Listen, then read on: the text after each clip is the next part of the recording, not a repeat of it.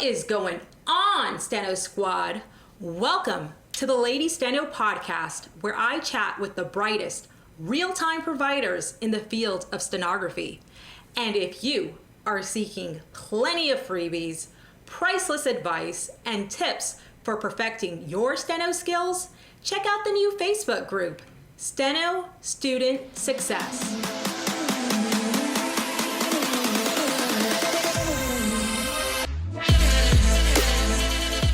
Ninette is a freelance real-time reporter covering high-profile civil trials and depositions throughout the state of Florida for the last 26 years. Ninette has the highest level of real-time certification, both as a certified real-time captioner and certified real-time reporter and real-time systems administrator. She has done this all while raising 2 young children, and that is just a small glimpse as to why the NCRA President-elect, Christine Phipps, refers to Ninette as the crème de la crème. Ninette, are you ready to go on the record? I am. So tell us a little bit more about yourself. I have a family. I'm married. My husband's in the National Guard, and I have 2 children, 2 teenagers. My son will be 18 next month. He's in a band. They tour. They're very busy. We've converted our garage into a music studio, so it's very lively here. And my daughter is 15. She goes to high school. She loves theater. We have 2 dogs and 5 cats, a hamster, and a ball python. You weren't kidding when you're saying it's lively in there. We have a full life. So let's talk about your steno life. How did you get started? How did you hear about steno? And what made you decide to become a stenographer? That's a great question. I was contemplating that the other day because I was so thankful. I was in high school and I was really wondering, what am I going to do with my life? And my Aunt Sylvia said that she knew a court reporter, and this court reporter made a lot of money. I thought, okay, well, let me check into the school. So I went and interviewed the school. It was called Merritt College in Van Nuys, California. And they introduced me to the machine, and I just fell in love with it. You started right out of high school? I did. That was one of the things that was so intriguing to me, that I didn't have to go through 4 years of college and still not know what I wanted to do. I could have a vocational skill and get started in a profession right away. How long did it take you from start to finish, to graduate and to start working? It took me 2 years. That's pretty fast. I mean, that's the goal when somebody starts steno school. Lately, a lot of people are taking longer than 2 years. Why do you think that you were able to finish in 2 years? I tell people it's really dependent on what's going on with them. I was fortunate enough to go to steno school straight out of high school. I wasn't married. I didn't have children. I could pretty much dedicate all of my time to going to school, learning my theory. I did work after school. I was working at a tanning salon in Los Angeles, and when the customers were tanning, I would have my machine at the reception desk, and I would practice between sessions, practicing. That makes a big difference too. And I understand that not a lot of people have the luxury to be able to do that. That's just how I was able to do it so quickly. On average, how many hours would you say that you were practicing daily while you were in school? Well, I would practice at school. I don't know how many hours that would be, but at work and at home, I would practice about 2 hours after school every day, sometimes 4, but I think 2 would be a good number to average. And you were in school Monday through Friday? Yes, Monday through Friday. I think it was from like 9 to 2 or something like that. Okay, just like elementary schools. Yeah. Yeah. Your school was in California.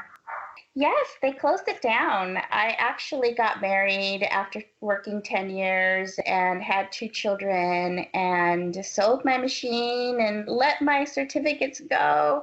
And then 10 years later, I found myself a single mom and I had to get all of my tests. I had to get my software. I had to buy a new writer. I had to retest for all my certificates. I was looking for my merit theory book and nobody had one. So it was amazing how I was able to just go through my A to Z dictionary and rebuild my dictionary, and I just remembered everything. It just came back to me like riding a bike. Wait, your A to Z dictionary, like the Webster's dictionary? My software had a dictionary builder, and it would spit out okay. apple, and it would spit out, like from A to Z, some basic dictionary words. And so I would write it, and it would record, and it would build my dictionary. So I basically started building my dictionary from scratch. So it was really neat to get to meet you and go to Lady Steno and just build to that and add my briefs, and just that was such a great thing to be able to add to my arsenal, so to speak. So after being off the machine for 10 years, you got all the equipment that you needed so that you can start over. That first week back on the machine, how did your speed feel? Well, I wasn't so concerned with my speed. I was more concerned with just baby steps, A to Z. Let me start getting my software, let me get my writer. And I just knew it's just a matter of time of just constant every day going after it. But it was a lot of dedication. I had 2 kids at that point. I was a single mom, so I was really, I wanted to do it for them. I had them to worry about. So I felt like it was just survival, like I'm thrown out in the middle of the ocean and I just need to swim to shore just to survive. And so I didn't go out. I remember my girlfriend would call me, hey, we're going garage sale shopping this Saturday. You want to come? And I was like, I would love to, but I have to practice.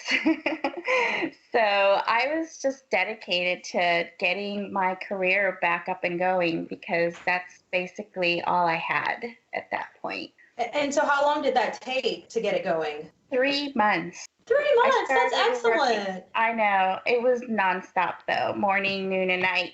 That's all I did. But it's so worth it. So worth it. How long now have you been working since those 3 months? Oh gosh, it's been since 2011. And so now you're a real-time writer. Were you a real-time writer like in 2000 or 1999?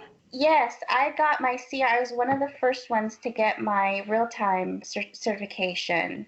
And I gave it up because I didn't think I'd ever use it again. Now I know I'm never going to give it up no matter what. But I'm kind of glad I had to work up to it because I proved to myself that I was worthy of that certification. And so how soon out of school were you providing real time? I felt like I was real time ready right off the get-go because my theory was real time. So it was just a matter of getting the technology part of it.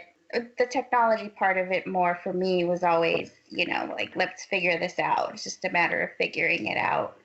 I mean, a lot of us learn real-time theories, but we don't feel ready to do real-time for a long time, though. It's really remarkable that you felt ready right out of school. Yeah, I feel pretty confident with the technology. It really is just a matter of taking time with it and getting that support call in. Usually that's all it takes.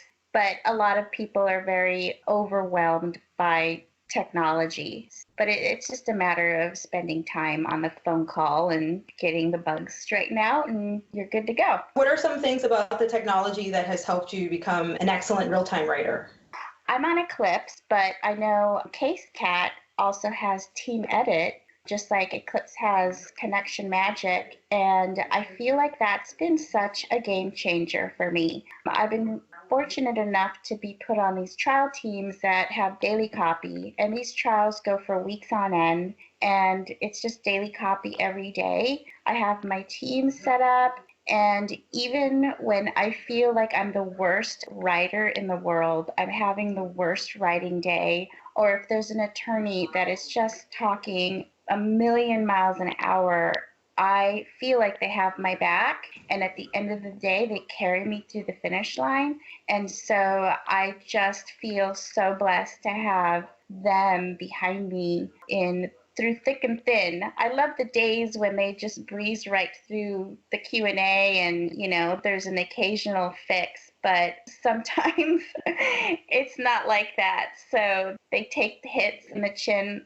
for the team, and sometimes we get really fast pages, and other time it's grueling. But so I feel like connection magic for me, that has been a game changer. Who is on the team? What kind of people are on this team?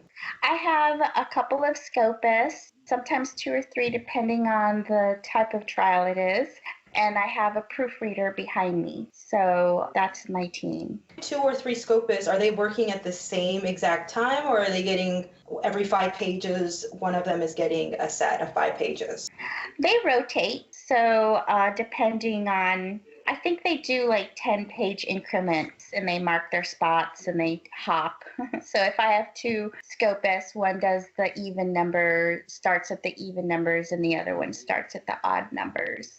And all of that's done automatically for you, like the rotation, you're not worried about that. You're just worried about writing as best you can in trial. Right. I leave that up to them, what color they want to use, what rotation, that's up to them. I just write and focus on getting clarity on spellings and making sure, I can hear and I'm writing okay and the audio is good for them, and any case citations that I need to get, or somebody coughed, I'll make sure, can you repeat that?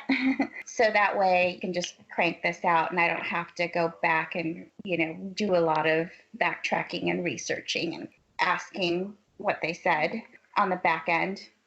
So far, you mentioned having great technology and having a great team working with you. Putting those things together has helped you become an excellent real-time provider. How has having those things, and how has becoming a real-time writer, how has that changed your life? I tell you, it has become a game changer. I am so thankful to have this career. It's provided me the opportunity to give the kids a life that they deserve. I always tell them, you guys are so blessed. Anything that you need, you get. So from that respect, it's allowed me to provide for my family. It's provided me to allow, especially now that they're getting older, they're expensive.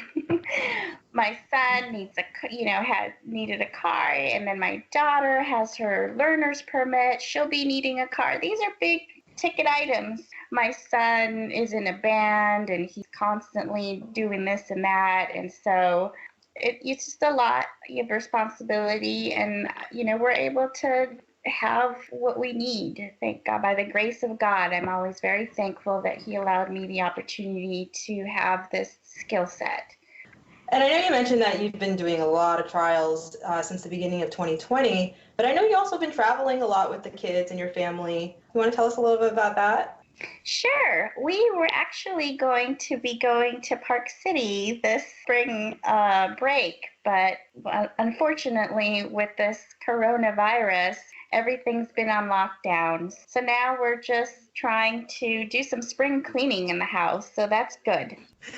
It seems like everything's been pretty smooth for you. You heard about stenography at the right time in your life. You finished really fast. You had a good job where you were able to practice while on the job. And then even though you took 10 years off, just with 3 months, even though, of course, it was a lot of hard work, you were able to get back into it, and you were already providing real time before all of that even happened. And so everything seems like it's been going really, really good. But has there been a moment that you can call your worst moment while real timing?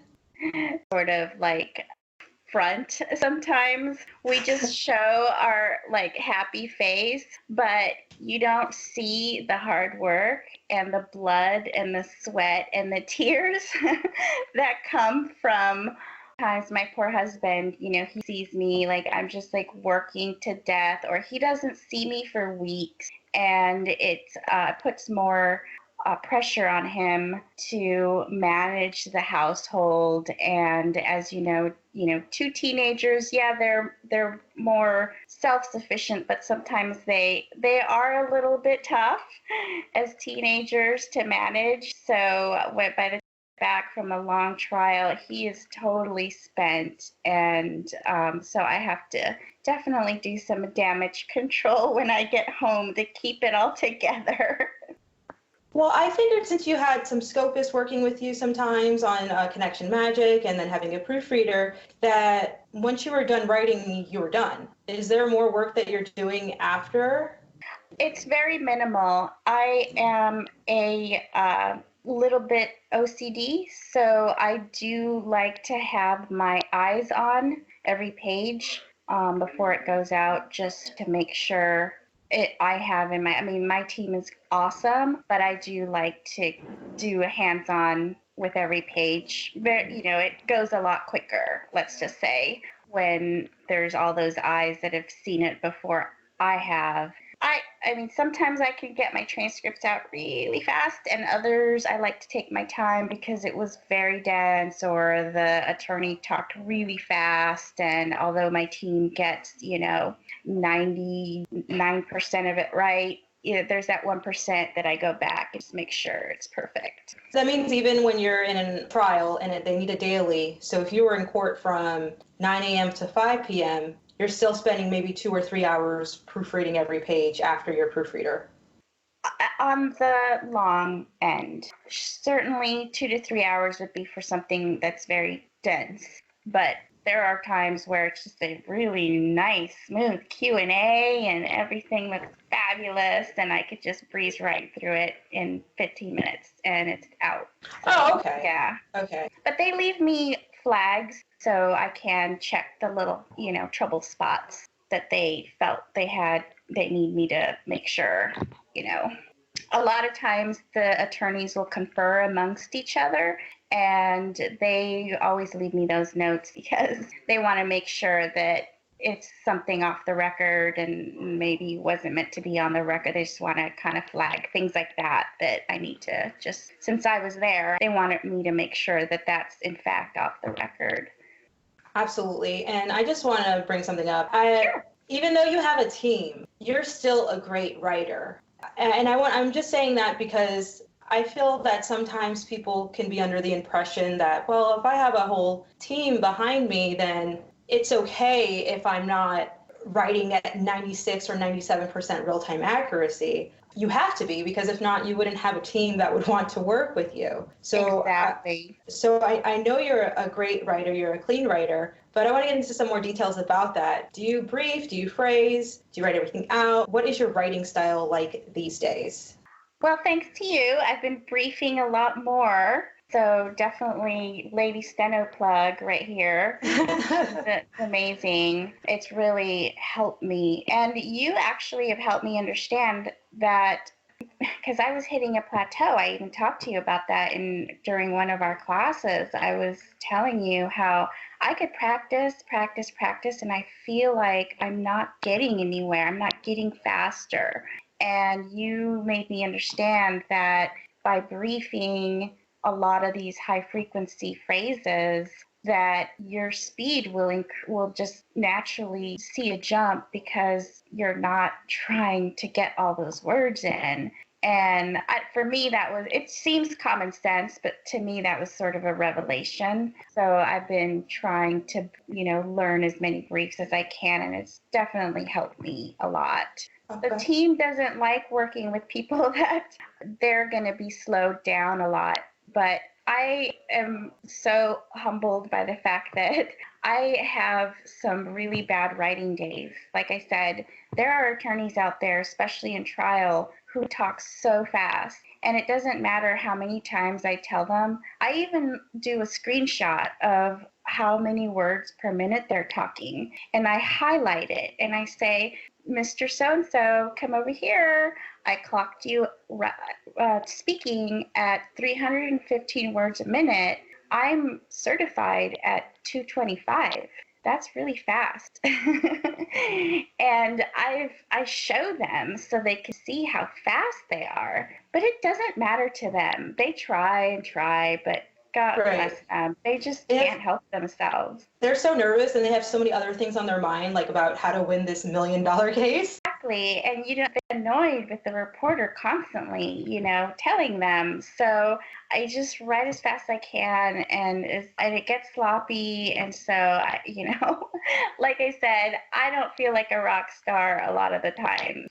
So I don't get discouraged by that. Just for me, it's more of like a challenge for me to be writing a faster writer. And so I've actually am getting ready to take the first two legs of the RMR so I can kind of hit those speeds when they talk so fast. So which legs of the RMR are you taking, and what speed are those legs? The literary is 200. The Q&A is 260. The jury charge is 240. So I'm taking the literary and the jury charge, because the 260 seems unattainable to me still. It's so weird because when you're on the job, if we have to write 300, we're writing 300, but that sustained 260 for 5 minutes is a completely different animal. Exactly. Is most of your work trials, or are there depots? I would say 80% of my work now is more trials. And you're a freelancer. Yes, I am. But my clients go to trial, and the firm that I'm with has really gotten an edge in the marketplace with trial work. We just do them really well. Oh, have you ever thought about becoming an official? No, I like the freelance world. I think it pays more money, quite frankly. You can go to Utah as many times as you want, Park City, when you're a freelancer. Exactly. So when you're in trial, you're developing your job dictionary. Do you still have occasions where you brief on the fly?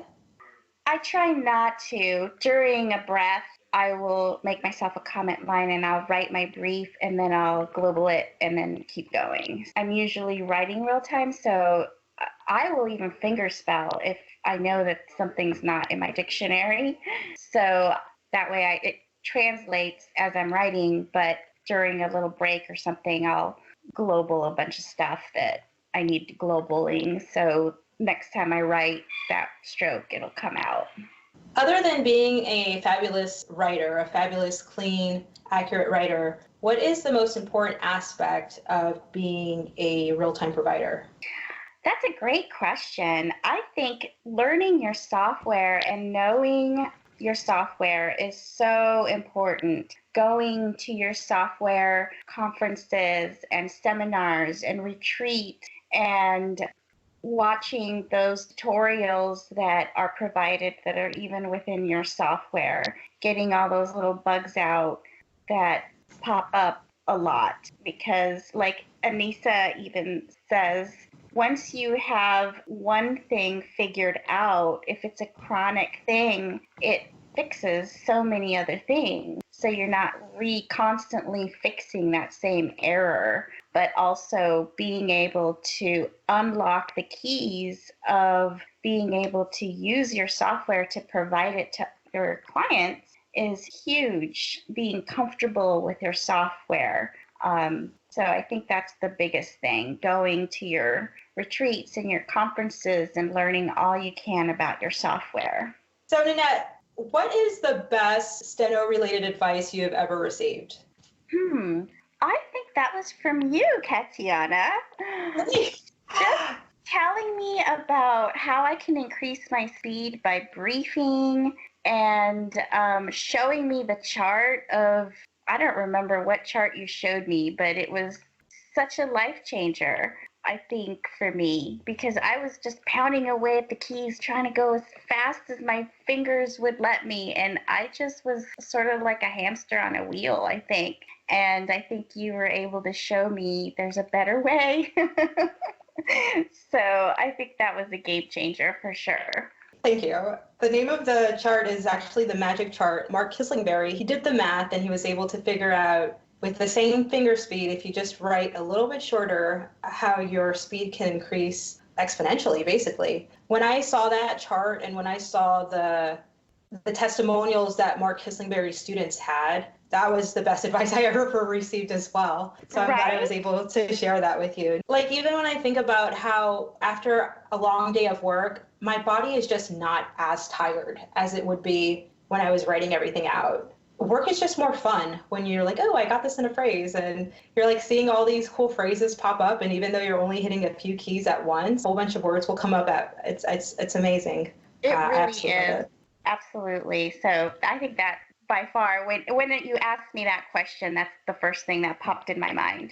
Thank you. And now for all of our listeners, maybe some of them who are still in Steno school, or maybe a working reporter who has yet to make the leap. What is the advice you would give them so that they can start providing real time in the near future? I think encapsulating what we've talked about, practicing, getting comfortable with your speed, and that there's so much I can say about that, but for me, it didn't come naturally. I'm not just one of these natural writers. I practiced a lot, and I loved your inspiration, and your seminars were amazing, but it does take time to study the briefs and this writing style and incorporating that into your writing. So there's a lot in the background that goes into writing faster. So it's just very time consuming. It's not something that just comes naturally.